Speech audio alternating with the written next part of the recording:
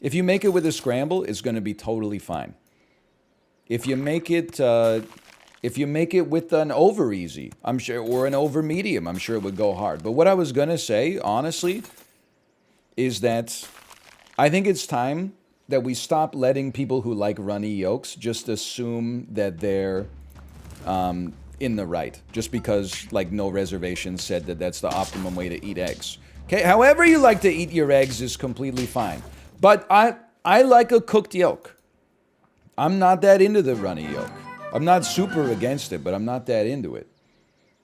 We've been letting them. It's the same with the people who eat their steaks like medium rare, just feeling like a sense of superiority just because, like, well, I eat my steak the way Anthony Bourdain told me to. I don't think you should be eating your steak well done with ketchup. But at the same time, having a medium rare steak is not a personality, okay? That's not Anthony Bourdain slander. The man came up with the bits. It's just the people who are like, you know what? Okay, now we're getting too far into it because there's a lot of stories here. Because what I was gonna say is, when I had norovirus, I was watching HBO on the couch while my daughter was like watching something on her iPad. I was bawling my eyes out watching the Anthony Bourdain documentary. That was an affecting piece of media. So I'm not an Anthony Bourdain disrespecter, but he went through the shit. It's the people who didn't go through the shit that then take a piece of advice as gospel from the person who got the stimulus that led to the lesson being transmitted in the first place.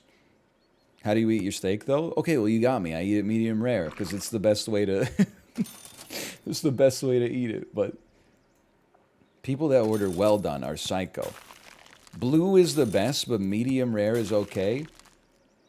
Like, listen, if you actually like blue steak the most, that's fine. For anybody not familiar, blue is essentially just like, it's as rare as it gets. What if this is as rare as it gets? You got me? That's a little too much for me. But that being said, I do like steak tartare. I think there's a difference between like raw, ground meat mixed with spices and maybe like an egg on top of it. It was a very runny yolk, admittedly.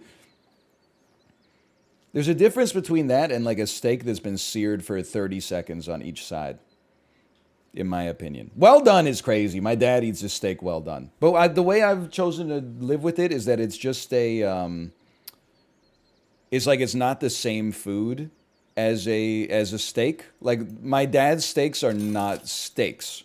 They're dad's steaks. And it's different. You take the steak, you grill the shit out of it so it gets like almost charred on the outside. Then you put A1 steak sauce on it and you eat it and you're like, yo, this is a good dad steak. If I got it from like a restaurant, I would be like, this is not what I ordered. But when my dad's grilling and you can taste like the charcoal or you can taste the propane and you got like some sweet barbecue sauce on it or something, you're like, it is what it is.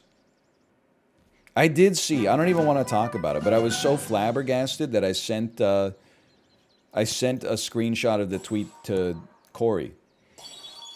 When the image was like, I just got this Japanese A5 Wagyu steak. How should I cook it? And then Jordan Peterson replied, first freeze it, then air fry it at 450 degrees. Drain off all the fat and then add like plenty of water and salt for the au jus. I was like, this dude's taking like a $300 steak and cooking it in the fucking air fryer? What are you talking about? That's like if you're a steak guy, you need to at least have the good sense to be like, I don't mean a guy that likes steak. You know what I mean. The kind that's like, they'll never take my gas stove. Yeah, come and get my gas stove. I dare the government to try to like, if you're one of those guys, you've at least gotta know how to cook your steak well. You can't be like a pretend steak guy. That's just crazy. Hold on, I'm winning.